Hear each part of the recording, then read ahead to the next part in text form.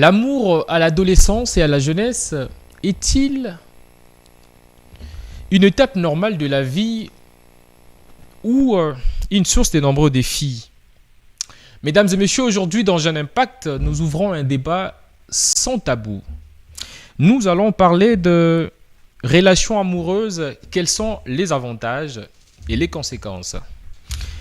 Nos invités ici sur le plateau vont devoir analyser avec frénéticité, avec beaucoup de détails sur ces sujets que nous estimons intéressants et ces sujets qui concernent toute la jeunesse.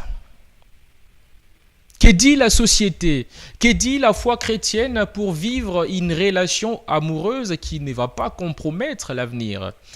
Et j'ai le plaisir aujourd'hui de recevoir le pasteur Joël Mbangui et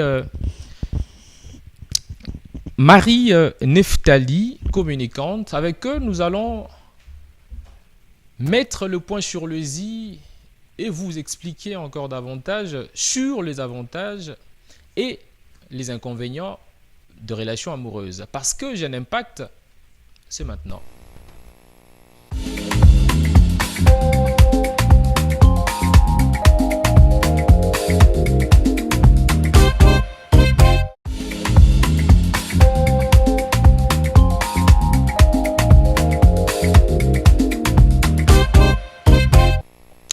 De retour dans ce plateau de Sacré Vision Média, mesdames et messieurs, comme vous le savez, c'est David Zolantima, le plus jeune de la presse congolaise, et vous faites bien de rester branchés en cet instant pour suivre cette émission que vous aimez tant. Mais aujourd'hui, nous avons décidé de faire appel à deux invités. Comme je l'ai dit ici en début de matière, nous recevons le pasteur Joël Mbangui, pasteur de l'église La Borne, extension de La Borne Mpassa.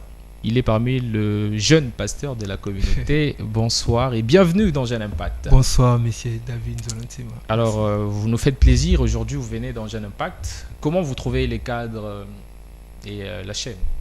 Ouais, merci beaucoup. Premièrement, je bénis le Seigneur, le maître des temps et des circonstances, qui nous a fait grâce d'être là encore ce soir. Et je tiens aussi à bénir les DG de ces chaînes, ainsi que monsieur David Zolantima pour votre émission et d'avoir apprécié la personne que nous sommes. En tout cas, j'apprécie les quatre et que Dieu vous aide à aller de l'avant. Merci beaucoup, pasteur Joël Mbangui. Je l'ai dit également que nous ne sommes pas... on a deux invités aujourd'hui. Il y a également Marie Neftali, étudiante en communication à l'Université catholique du Congo, c'est ça? UCC. Bonsoir et bienvenue. Bonsoir, monsieur David. Alors, comment vous vous sentez aujourd'hui? Vous êtes dans Jeune Impact pour parler de ce sujet qui concerne la jeunesse. Je suis vraiment très heureuse d'être ici aujourd'hui pour parler d'un sujet concernant directement la jeunesse, dont j'en fais partie aussi, parce que l'amour fait partie de notre quotidien. Exactement, Nous exactement. devons en parler. Je suis vraiment très, très heureuse d'être ici et merci beaucoup de m'avoir donné l'opportunité de m'exprimer. Alors, aujourd'hui, il y aura à boire et à manger parce que c'est un sujet qui concerne la jeunesse et tout le monde est vraiment intéressé à ce que nous allons débattre aujourd'hui le long de cette émission Jeune Impact. Alors, je vais poser la question à Marie Neftali. Selon toi, à partir de quel âge un jeune peut se mettre dans une relation dite amoureuse? Ok, merci beaucoup pour la question. Je dirais que ce n'est pas vraiment une question d'âge, mais plutôt une question de maturité émotionnelle. On peut avoir 25 ans, être prêt, et comme on peut être plus jeune et être responsable aussi. Ok. Donc, ce n'est pas une question d'âge, mais c'est une question de maturité. Donc, on peut avoir une maturité à 21 ans, selon toi? Oui, oui. Et on peut aussi avoir 30 ans, mais ne pas être prêt à avoir une relation amoureuse. Donc, si je comprends bien, pour être dans une relation amoureuse, il faut être mature. Tu parles de la maturité. Il faut être mature. Selon les études, j'ai lu quelque part, on dit la maturité chez une femme, c'est à 22 ans. C'est vrai? Est-ce que tu partages cet avis? Personnellement, non. Comment ça? Parce qu'il y a des femmes qui ont 25 ans, qui ont 30 ans, mais qui ne sont pas matures. Ok. La maturité ne dépend pas d'âge. C'est au fait, c'est se connaître soi-même d'abord, être responsable, savoir ce qu'on veut. Ok. Et on peut avoir 15 ans et on sait déjà ce qu'on veut. Ok. On peut avoir 15 ans, on sait ce qu'on veut. C'est un sujet, déjà, mais 15 ans, déjà dans une relation. Parce que moi, je connais des petites sœurs qui ont 17 ans, mais qui ont déjà 3 ex. On s'est dit, ex-alibosseuse, là, qui n'a âge nini. Le deuxième n'a âge nini, puis le troisième n'a âge nini. C'est vraiment autour de ça que nous allons essayer un peu d'éclairer les zones d'ombre. Alors, je posais la question au pasteur Joël Mbangui. Est-ce que les enfants des dieux ont le droit d'entretenir également les relations dites amoureuses? Exactement. J'aimerais, avant de répondre à cette question, lire la parole de Dieu. Okay. Parce que c'est une question qui concerne beaucoup plus la Bible. J'aimerais que nous puissions aller dans les livres de Genèse, le chapitre 2, le verset 24. Je lis au nom de Jésus. Amen. C'est pourquoi l'homme quittera son père et sa mère et s'attachera à sa femme et les deux deviendront une seule chair. Ce qui traduit à dire que quand on parle de la relation amoureuse, on ne peut pas atteindre le mariage sans passer par ça. Vous savez, il y a quelqu'un qui a dit on ne peut pas prétendre atteindre les ciels si l'on place les fondements sur la terre. On ne peut pas mettre la toiture dans une maison sans pourtant commencer par la fondation. Donc, je ne peux pas quand même, monsieur David, sortir de la maison, prendre une femme et puis la mettre dans la maison. Je dois chercher à la fréquenter. Je dois chercher à la connaître. Et entre autres, pendant la relation amoureuse. Avant même la relation amoureuse, je dois aborder la sœur en question. Je dois l'aborder et une fois elle est d'accord avec moi, c'est alors que nous allons s'investir en ce qui concerne la relation amoureuse. Donc moi je pense que c'est bien évidemment oui pour un enfant de Dieu. Donc c'est un passage obligé pour atteindre le Exactement, mariage. C'est un passage obligé pour atteindre le mariage. Vous savez, dans la vie, on ne peut pas quitter de A et atteindre directement Z. Il faut commencer par A, B, C, D. Donc il y a des protocoles, il y a des choses qu'il faudrait respecter. Si nous retournons dans la Bible, nous allons voir même l'exemple de Joseph. La Bible dit, avant la naissance de Jésus, Marie et Joseph étaient des fiancés. Voyez-vous, même Joseph avait compris qu'il ne pouvait arriver dans le mariage sans pour autant commencer d'abord dans les fiançailles. Dans cette étape-là, que l'homme et la femme se mettent ensemble, c'est ce que nous appelons la relation amoureuse. C'est une relation, c'est une unité qui réunit deux personnes autour de l'amour. Okay. Mais il y a plusieurs enseignements aujourd'hui en RDC, dans plusieurs églises, qui ont l'habitude de qualifier les relations amoureuses de quelque chose qui ne vient pas de Dieu, soit quelque chose, un endroit où l'on est censé vivre dans l'impureté. Comment vous qualifiez cette manière de voir les choses? Bon, en fait, moi je pense qu'à mon humble avis, le problème ce n'est pas la relation amoureuse. Le problème c'est comment est-ce que vous vivez votre relation amoureuse. C'est pourquoi il y a plusieurs personnes qui font souvent la différence entre les copinages et la relation amoureuse. Parce que souvent, monsieur David... Il y a une différence. Oui, il y a une différence. C'est quoi la différence? Il y a une très grande différence entre les copinages et la relation amoureuse. C'est pourquoi beaucoup des enfants de Dieu, le problème aujourd'hui, c'est que en étant dans une relation amoureuse, ils vivent comme les mariés. La relation amoureuse, c'est une relation, c'est une unité entre l'homme et la femme qui se mettent... C'est un débat sans tabou, pasteur. Exactement. Quand vous dites qu'ils vivent comme les mariés, vous faites allusion à quoi? Quand je dis ils vivent comme les mariés, je fais allusion par exemple au rapport génital. Aujourd'hui, vous savez, nous sommes... Il n'y a pas que ça. Nous sommes dans une génération où nous voyons quand un homme et une femme sont dans une relation amoureuse, ils vivent comme les mariés. C'est-à-dire, ils font ce qui se font dans les mariages. Voilà pourquoi beaucoup n'aiment pas parler de relations amoureuses. Ils aiment parler de ce qu'on appelle la fréquentation. Tout simplement. Oui. Donc, merci beaucoup, pasteur. Nous allons revenir chez Marie Neftali. Est-ce que tu partages le même point de vue que le pasteur? Oui. Comment ça? Je dirais que notre jeunesse, on ne fait pas d'abord la différence entre le copinage et une relation amoureuse. Parce que beaucoup d'entre nous se mettent en couple par envie. Parce qu'ils se sentent seuls. Ou soit parce qu'il y a de ses amis ou une de ses amies. Et c'est par influence aussi des réseaux sociaux. Tu vois les gens faire ce qu'on appelle des trends en couple et les gens se disent non, pourquoi pas me mettre en couple? Ou parce que ses amis sont en couple. Les gens, donc les jeunes, je pourrais dire, ne savent pas vraiment pourquoi est-ce qu'ils se mettent en couple. En copinage, je peux dire.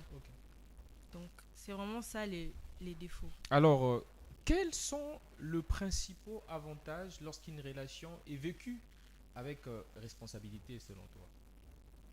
Euh, les avantages d'une relation saine, je pourrais dire, Exactement, voilà. euh, c'est d'abord que au fur et à mesure où vous êtes dans la relation, tu apprends aussi à bien communiquer d'abord. Tu développes le respect et la confiance. Tu vois, une relation saine apprend aux jeunes le respect, le limite les choix et les opinions et l'espace personnel de l'autre aussi. Ok, Et donc ça apprend la communication. Quand tu parles de la communication, tu fais allusion à quoi? S'écrire bébé chaque 5 heures avant de dormir ou comment? non, ça nous apprend à exprimer nos émotions Ok, sans avoir peur, ses besoins, ses attentes et ses désaccords. Parce qu'on ne peut pas toujours être d'accord avec son partenaire. Et aussi, ça nous apporte une sorte de, comment dire, de soutien émotionnel aussi. ok, Parce qu'on a toujours besoin de parler à quelqu'un. ok, Et lorsqu'on a une personne qui est là à notre disponibilité, ça fait toujours du bien. ok. Merci Marie Neftali. Peut-être une question que j'avais pas, qu'on allait rebondir après. Quelle est la place qu'occupe l'argent, Mosolo, Pecunia, au sein d'une relation? Parce qu'aujourd'hui, on doit se le dire, on ne doit pas passer par quatre chemins pour être dans une relation. Euh, il faut également prendre soin de sa compagne. Quelle est la place qu'accorde, qu'occupe l'argent au sein de relations dites amoureuses, puisque c'est de ça qu'il s'agit? Euh, Rôle en bon zalanine. Dans une relation. à mon humble avis, Ok. je pense que l'argent occupe une place importante dans une relation. Pas seulement pour la femme, je dirais les deux côtés.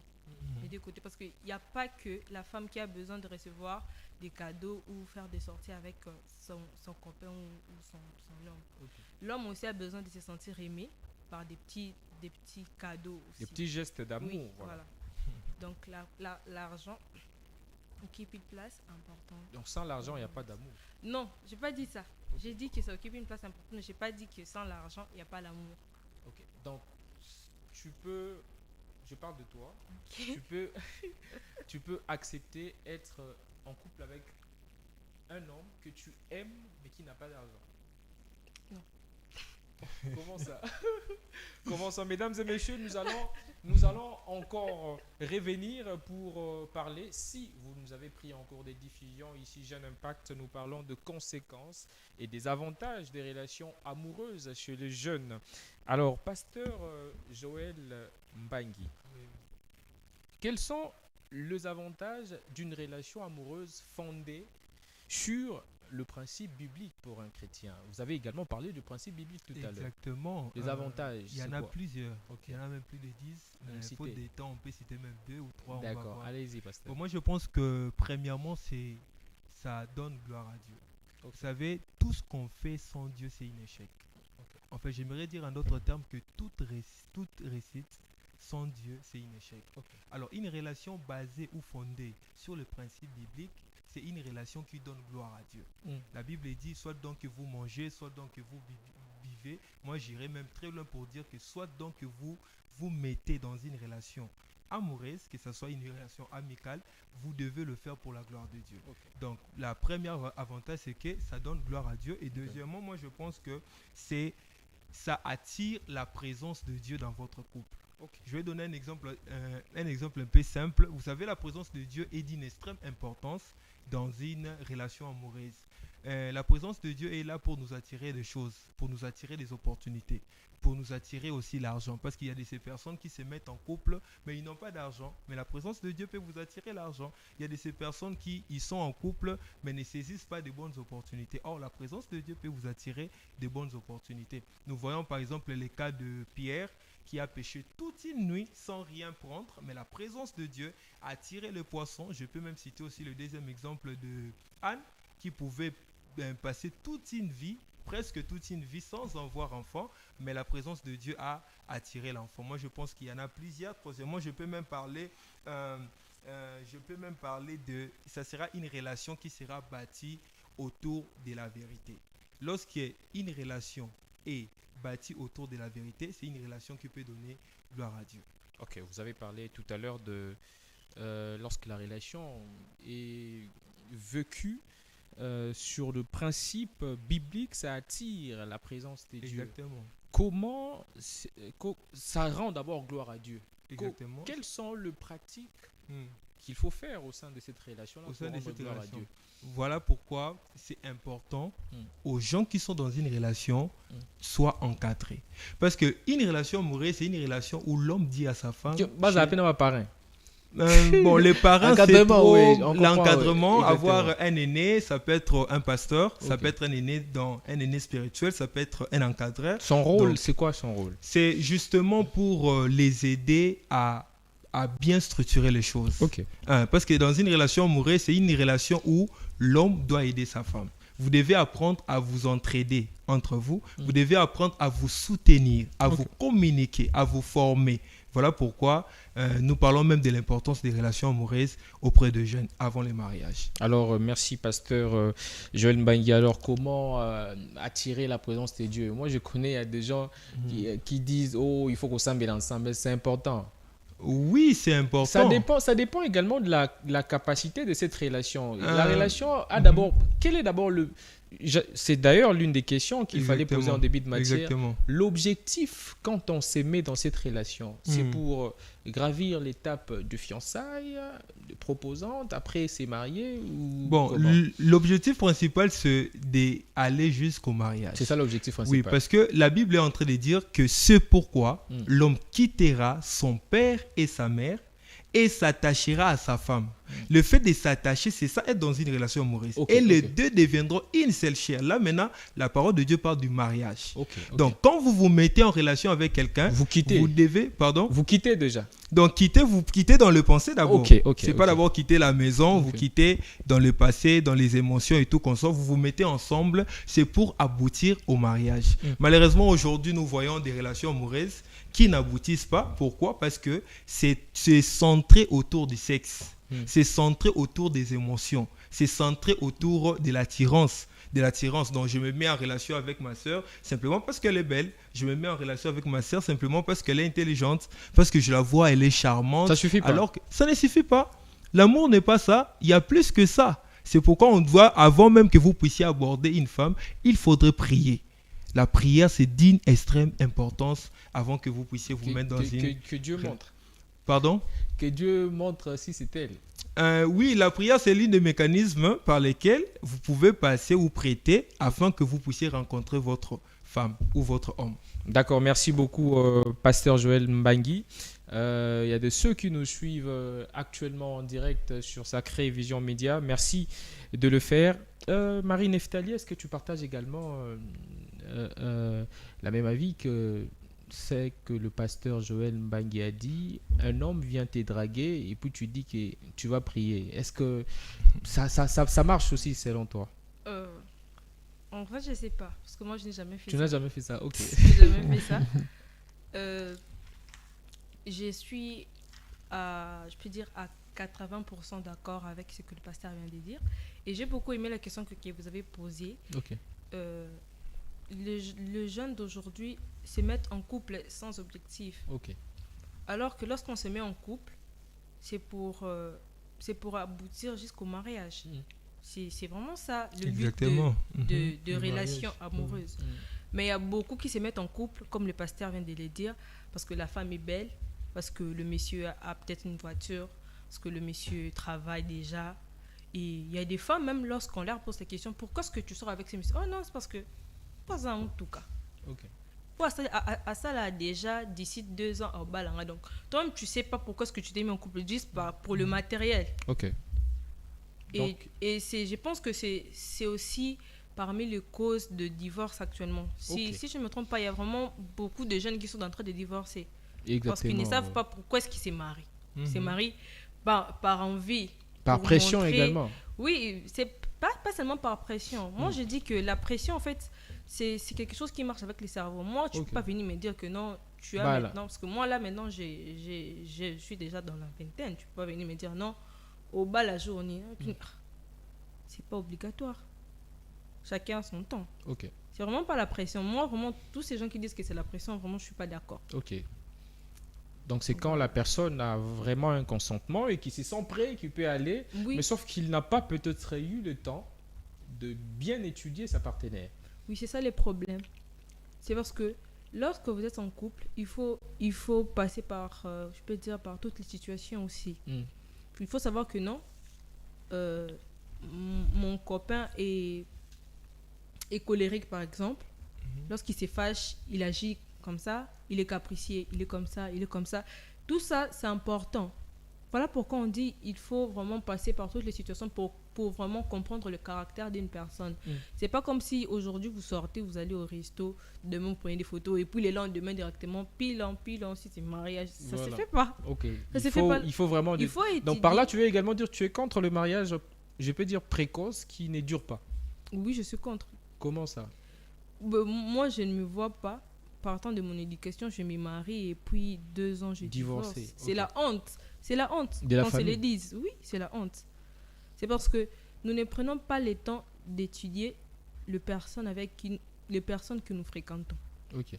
Et c'est comme tu as dit, c'est aussi par rapport à la présence sociale, mais on doit aussi se dire que non, vous ne pouvez pas m'obliger à me marier juste parce que j'ai atteint l'âge, alors que je ne connais pas encore vraiment la personne. Ok. Et si aujourd'hui je divorce, c'est la famille qui aura honte, et moi-même aussi, imagine. Merci Marie Neftali. Pasteur Joël Mbangui, est-ce que vous partagez ces mêmes points de vue qui dit, si aujourd'hui à Kinshasa, en RDC, il y a un taux élevé de divorce, Mhm. les jeunes sont en train de divorcer, est-ce que vous pensez que c'est suite à la pression, soit parce qu'ils se marient sans avoir des objectifs clairs? Exactement, c'est lié à la pression. Mm. Vous savez, aujourd'hui, 75% des jeunes se mettent dans une relation amoureuse sans vision. Alors que avant de se mettre dans une relation amoureuse, vous devez normalement avoir une vision. Mm. Vous devez normalement savoir pourquoi voulez-vous vous mettre dans une relation amoureuse. Ok. Vous savez, dernièrement, j'étais choqué, j'étais à l'église. Après avoir intervenu, j'étais allé rendre visite à une famille. Et justement, quand je sortais, j'ai rencontré une jeune fille de 16 ans qui plairait. Je lui ai posé la question, mais pourquoi tu es en train de Dégoût, pleurer? Il dit, non, je suis déçu par un homme. Mais voilà, il m'avait promis le mariage, ceci, Le cela. mariage à 16 ans. Mais ben, il y a de ces hommes comme ça.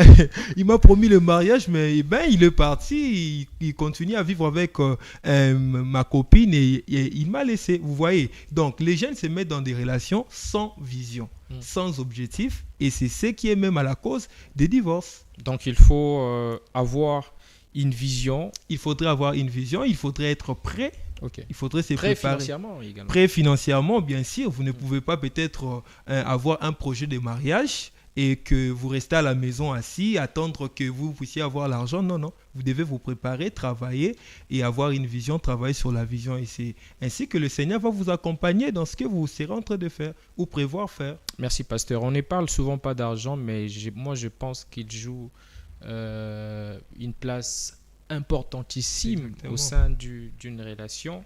Alors, quelle est la place que vous accordez à l'argent? Parce qu'aujourd'hui, il faut beau solo là, beau fan beau Milanini. C'est vrai que, comme les autres disent, Aza, mon abatou, nabaliété, mais il faut également prendre soin Exactement. de sa campagne. Les petits cadeaux s'achètent. Oui, oui. Alors, la place qu'occupe l'argent, selon vous, est-ce que vous pensez qu'elle occupe une place importante? Elle occupe une place très importante. Parce que quand je dis qu'avant de se marier, il faudrait se préparer.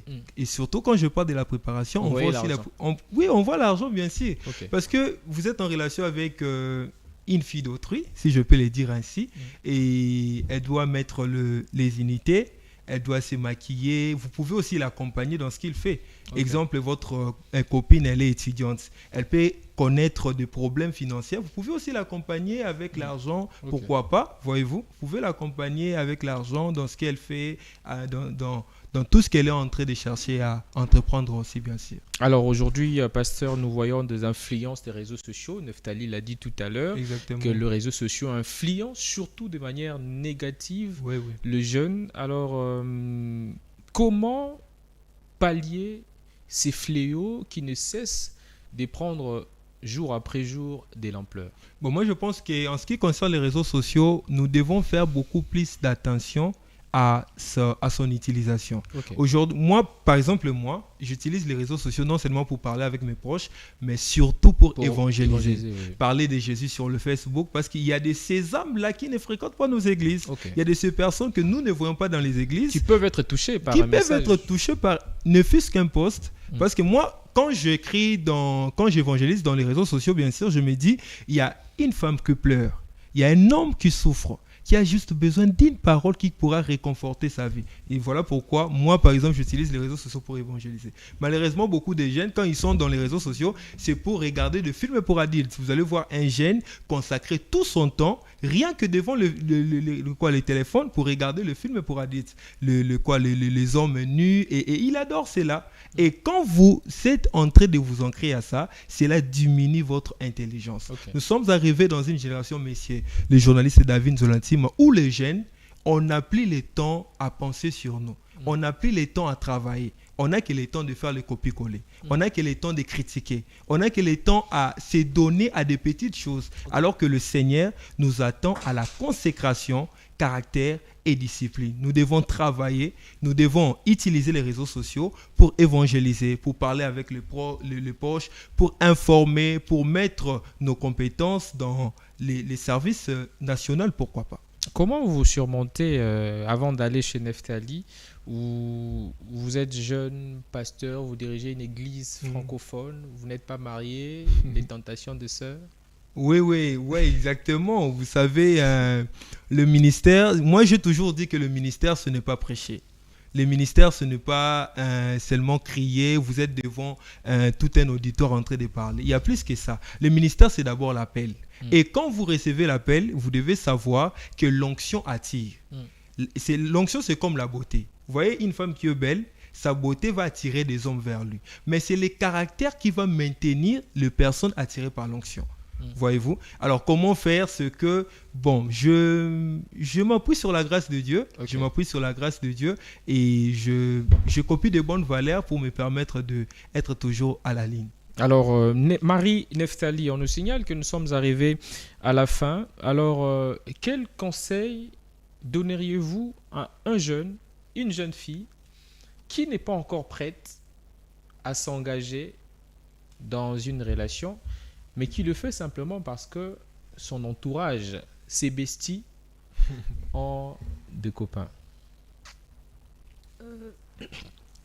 Je dirais qu'il est important de garder son identité et ses valeurs et de ne pas se perdre dans des relations inutiles.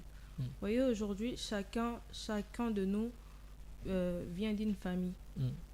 Donc, il est important de savoir ce qu'on veut et ce qu'on veut devenir. Ok. Il faut éviter de suivre l'entourage. Parce que l'entourage, c'est un couteau à double tranchant. Okay. Il y a de ses amis qui t'aident à avancer dans la vie, à t'en sortir. Et il y a aussi ceux qui t'enfoncent encore. Dans le bas, oui. Ouais. Alors, lorsqu'on suit trop les autres, on finit par se perdre. De toujours garder ses valeurs. Okay. La vie n'est pas une course. S'il y a l'une de nous, bon, je dirais parce que moi je suis jeune, s'il y a l'une de nous qui s'est mariée à 22 ans, gloire à Dieu, c'est sa destinée. Et si aussi ça arrive que l'une d'entre nous s'est mariée à 30 ans, c'est aussi sa destinée. Et ça arrive aussi qu'il y a aussi des amis, moi j'ai des amis qui se sont mariés à 18 ans. 18 ans? Oui. Et on dit gloire à Dieu. Et c'est pas pour ça que je dois... Et on commence à t'appeler Yaka. On t'appelle maintenant Yaka. Non. C'est pas pour ça que je dois changer mes principes et bouleverser mes projets. Okay. Parce que mes amis se marient ou certains de mes potes sont dans des relations, on peut dire, sérieuses. Ok.